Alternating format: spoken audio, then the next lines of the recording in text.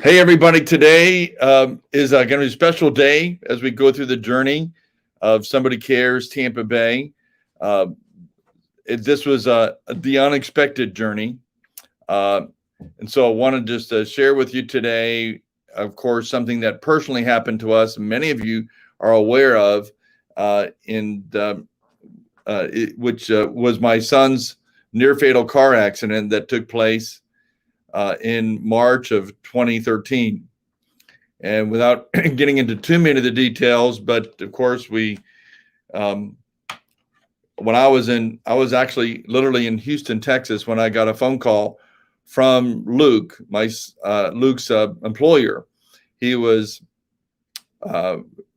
serving as a waiter at a restaurant called Seasons 52, and the general manager called me and told me that Luke hadn't showed up for work for 3 days. And he said, I fear that there's something really wrong. And I said, no, there is something really wrong, because Luke basically is a starving actor and he really needs that job. So something is wrong that he would not show up. And he said, yes. And that wasn't like Luke, because he would call or something. And so we frantically began to reach out to Luke's siblings, and they went on to all the social media and so forth. Long story short, of course, the sheriff's department finally told us that he was at LA County Hospital, that he'd been in an accident. My daughter was able to get the neurosurgeon on the phone, and he told me that they had removed a 4x5-inch piece of his skull to allow his brain to swell in order to try to save his life. And of course, he had broken vertebrae, and they may be putting a metal rod into his vertebrae. Of course, that would be later if he would survive. The doctor just told me on the phone, Mr. Bernard, get here as fast as you can. We can't tell you that he has much time to live. And so you don't want to get one of those phone calls, right? So, very difficult 5-hour flight. We canceled my flight back to Tampa, jumped on a flight to LA. And of course, I arrived there about 1 a.m. Without any GPS, was able to somehow find of course, this big hospital. But walked in, and Matt's going to show some slides here of Luke and what he, of course, basically what he looked at. There's the car, and you can see it's a Tacoma or a Toyota truck. Had one of those big, strong rebars, and that's kind of a little bit of what Luke looked like. Actually, a little bit worse than that, because that was probably a week after he was in the hospital. So his head was, he's more black and blue. His head was even more swollen. But it gives you an idea of what we were going through. And this is finally after he woke up. You can see that picture. And of course, you can see when he went from a swollen head, then when the swelling eventually went down, and this is really when he's about to go out of rehab, you can see the big divot in his head, and that's where the skull was removed. Now, this is a picture of Luke after he received his skull replacement, which was a titanium cement mesh that they would end up molding to what they thought his skull should look like, placing it on there. It would dry and harden, and then they would screw it into his skull. So that's what Luke has now as a skull. The other, in the past, they would take a piece of that, and sometimes they would sew it into your stomach, and to try to keep, the bone from becoming brittle and so forth. In this case, Luke's not only did they remove that, but when Luke hit his head, that it was actually fractured in pieces, his skull. And so anyway, the trauma of that was that, of course, he didn't expect to live, and if he did live, he would be in a vegetative state for the rest of his life. So the doctors literally didn't think there was any hope, and subsequently told me that. And yet, something, John 10:10 rose up in me and just said, the thief has come to steal, kill, and destroy, but Jesus has come to give life and that more abundantly. And I just saw this as, I didn't initially pray for healing. I just prayed went into a spiritual warfare mode and began to pray against Satan and death, and just said, Satan, you can't have my son. This is not his destiny. We're going to pray in his destiny. And not knowing what the percentages were, which they were 0, by the way, of the chance of him ever really being functional again. And actually, the study shows that when someone is a GCS of 3 with dilated and fixed pupils, that means you're dead.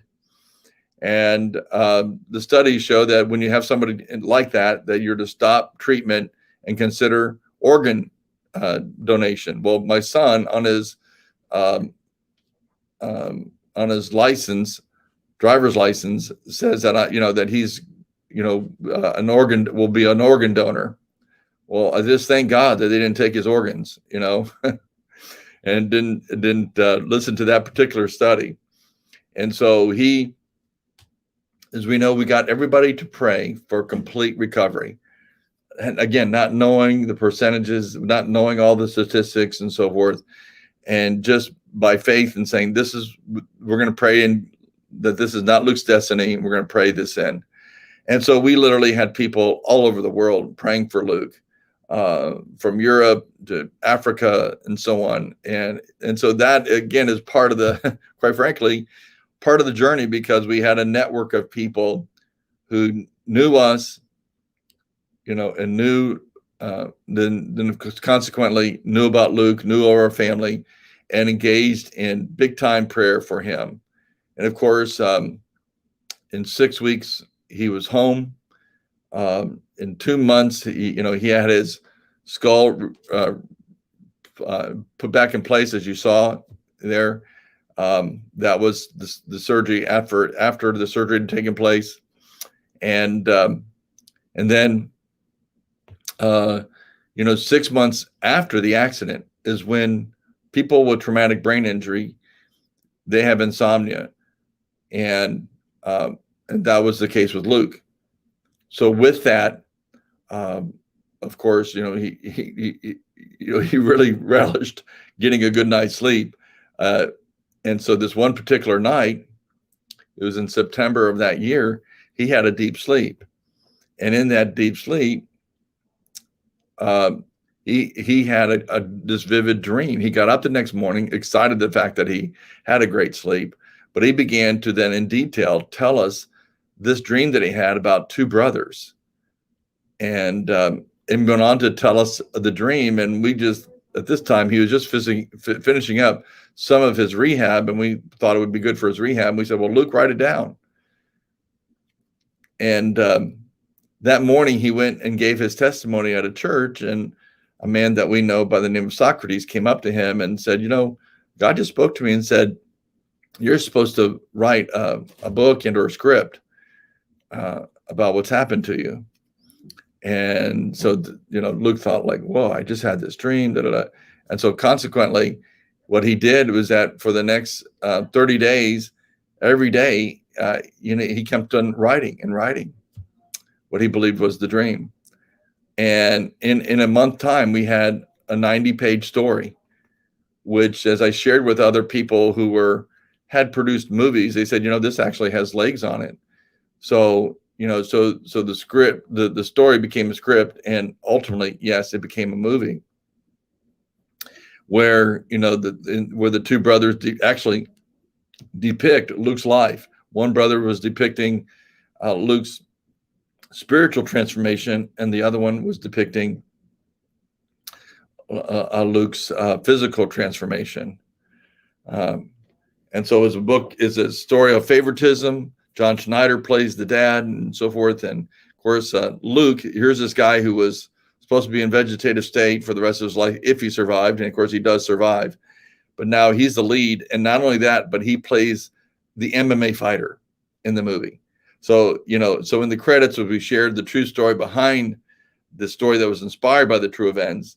Everybody is blown away. We're like, what? You mean, wait. The guy who was the MMA fighter was the guy who was in the actual movie. But so the movie took place, but even the movie how in itself took place because of the unity of churches here in Tampa Bay. I don't know if you know much about movies, but this is a SAG movie and called The Favorite. You can go to thefavoritemovie.com. We'll show you the trailer in just a second. But one of the things is, that we didn't pay, we paid for one place, $500 for a location. Other than that, we didn't pay for any locations in all of Tampa Bay because people just opened up their doors and let us, use their school, or the city of Oldsmar let us use their, even their fire department and so forth. That's what you see in the movie. And blocked off the streets and everything, all for free for us. And then every day, if you don't know, in a SAG movie, you have to have food at a particular time every day. And that food has to be ready at a particular time, or then they actually charge you fees for every 5 minutes that food is not there ready for these actors and the crew and so forth. And so it was really, really important. But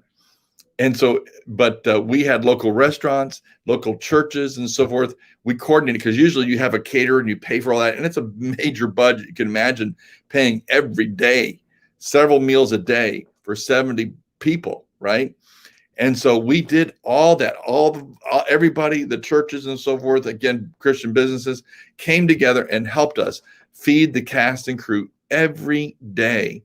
Man, what a testament it was to the churches here. And they were on time every day. That's really the miracle, that they were on time every day. And so those were the type of things that took place. And and then we have a guy who's really renowned. We got some of the crew, particularly a guy like Joth Riggs. Joth is, he's just really up there in the movie industry, doing a bunch of movies that are now on Paramount Plus, and he was with and did movies, God's Not Dead, and was a DA for that. And now he's directing some of his own films, but he started out with Spielberg, and then he's been doing Christian films since then. And somehow he was very generous, knowing our budget and so forth, and gave of his time and energy to be a part of helping being the assistant director for our film. And boy, he's a gem. But he looked at our script, and then he of course looked at our budget, and then he said, wait a minute, you don't have any money set aside for extras. And we said, well, I know, we're going to have volunteers. And he said, volunteers the whole time? I said, yeah. He said, that's never been done. I've never, maybe with, one of the Kendrick Brothers films, when they had their whole church involved, and maybe then. He said, but you got a couple of days where you need 200 volunteers, another day you need 50 and so forth. He said, you're going to get all those volunteers to come on time and be, in character with their, unis or whatever they need, outfits and what have you. I said, well, that's all I got, because that's all we can afford. And he said he's never seen it done before, not to that extent. And I said, well, that's all we got. We're going to go with it. And, God blessed it. People were so good to show up and so forth. And I'm saying all that just to say, this is a great testimony of, again, the unity of coming together. We have a film, we all know how needed it is to have Christian films, and we're penetrating the entertainment industry. And so we did that. And so once the film was done and of course edited and so forth, we did a first kind of release into 9 theaters here in Tampa Bay, did extremely well. And we thought that would help it to take it. Some distributor would pick it up on a national basis, but we did really well. The churches, again, came out, supported it. We saw a lot of people, lives changed, and people came to the Lord as a result of the pastors using it as a vehicle to reach their community. And so we saw that. And then we went back and we actually did a little more editing, better coloring, and different things like that. And so that we released it into about 30 more theaters, 30 plus theaters in different pockets around the country. Surprisingly, doing really well in places like Bangor, Maine, thanks to our friend Tom Obey there and his radio station up there and so forth. So, and then we had other similar one-offs and so forth that took place. And even now, right now, the movie is now been dubbed in Spanish and did such a great job. And now we have the movie that showed once again in Tampa Bay into 3 theaters. So now it's a Spanish. How often do you ever see a Spanish Christian movie like in theaters? Like never. And that's what we're doing. So thanks all of you who supported us. First of all, for all of you who prayed for Luke and prayed for our family to see the miracle happen. And now as a result of that, we're seeing this very story go throughout the country, and now they translate into Portuguese, and they're looking at putting the movie into in theaters in Brazil. And as we do well here, the movie in Spanish is going to be, it's in Orlando. We've already did Tampa, Orlando, Houston, and El Paso, and hopefully Milan. We're hopefully going to be in Juarez after that, and we'll see what happens. So continue to pray for The Favorite, that God would use it to reach people for Christ. Of course, along with it, we have a prayer guide where we pray for your favorite top 10 not yet Christian people and invite them to the movie. We have a gospel track with it. And then we have a 6-week study guide on favoritism. So even if you're out there and, by the way, if you want to live stream it, we can even do that. We own the rights to the film, and we can do that. We can do a special live stream, into your church if you're adequately technically have the capabilities to do that. But otherwise, it's still in pockets because it only went in 30, well, I guess around total about 40 something theaters. So we have many places in the United States where we're still showing it. We're still using it as a tool of evangelism where theaters would open up, especially in Spanish right now. So continue to pray for it. I would just want to let you guys know. And, here it is in DVD form. And we've got the bloopers, and I'm the star of the bloopers, by the way. But we've got them bloopers. So if you wanted this, it's only $10 plus shipping and handling and so forth.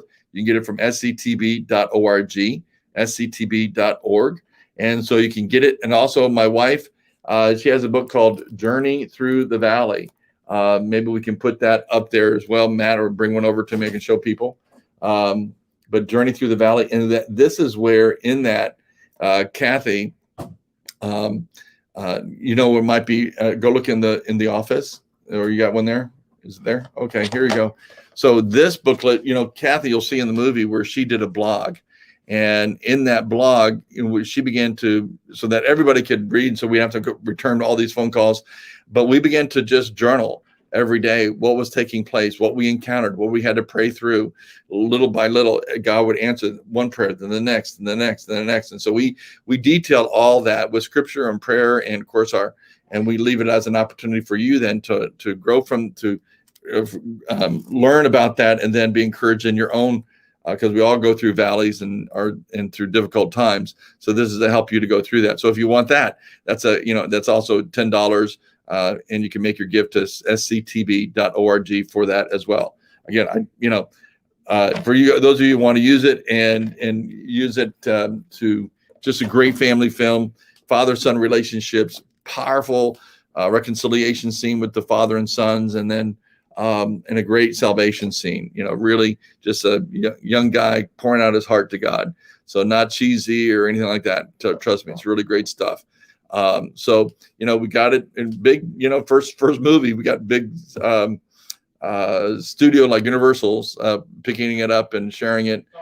And so want to really thank all of you for being a part of that and so forth. And guys, also, so that's been our journey. So just when we come together and stuff like that happens. So now as Bill Bright would talk about the 7 mountains. So now as Somebody Cares, Tampa Bay, and all because of the unity and so forth, now we're affecting the entertainment mountain, right? Which, is a mission field, obviously, in itself. And so with this film, we're helping to do that and help put another tool in the hands of pastors and churches, all across America and beyond, here to use this as a way, as we know, millennials and young people, it's through that media, through things like movies that can really impact them, maybe so more so, or at least where the lost will come and see that more so than listening to some preaching. And so again, I want to thank you for all that. If you'd like to continue to support us, you can go to sctb.org. Again, you can get, the DVD, and of course with the bloopers and everything else in it. And of course, then all the true events that took place and our journey through the valley, which Kathy put together in this book. Again, you can get that as well. Or we do have a big event come up, and we'd love for you to be a part of that. We'd love for you to be a part of the future of Somebody Cares Tampa Bay. And of course, in the unity and the power of that unity as we work together to impact Tampa Bay. And that's by coming out to our gala. We have a Lieutenant Colonel Alan West, who's going to be our guest speaker, and a great man of God. And again, you'll hear more about what we're presently doing with Somebody Cares, which is just more of the past and now for the future. And of course, if you'd like to come out, we still got room. We still got some plates and dinners available. So we would love for you to come out and be a part of that. Just go there and register, and we'd love to see you there. Again, thank you for being a part of this. Thank you for, again, those of you who have been a part of our journey. We are so appreciative of you. Thank you, because obviously, we're kind of spearheading and leading these things, but without all of us partnering together, none of this would have taken place. The movie would not have happened without the unity of the body of Christ here in Tampa Bay. So we are most grateful to all of you who decided to partner up with us. So thank you so much. God bless you. And listen, we're going to go on Monday. Monday we'll be coming back. We're going to be talking about Contagious Christmas, Seek God for the City, our 40 days of prayer, and then what we're currently doing, something called Florida Faith Foundations, and our 17 tenets that we put together through the Florida Faith Foundation. So that's what we have for you for next week. But again, comment, share, give this out, and give us a call or give us a contact here if you would like to have the favorite come to your town. God bless you. Thank you so much. Oh, wait. Don't go, guys. We're going to show the trailer. My bad. Thank you, Matt, for reminding me. Seatbelts on. Let's go. We got a game to win.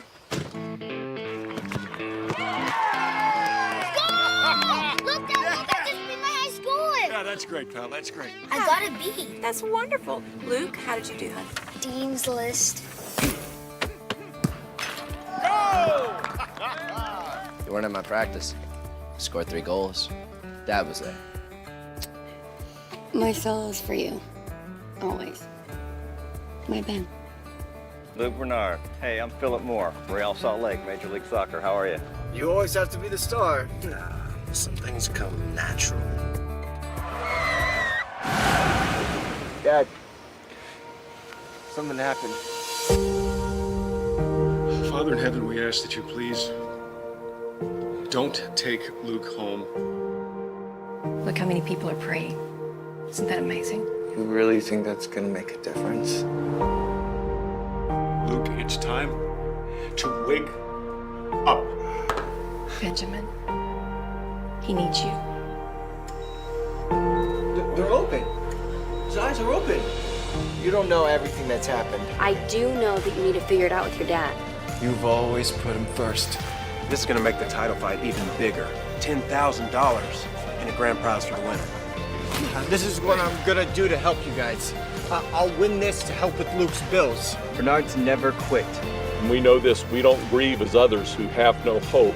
Today we have hope. Our hope is the thing that helps us get through.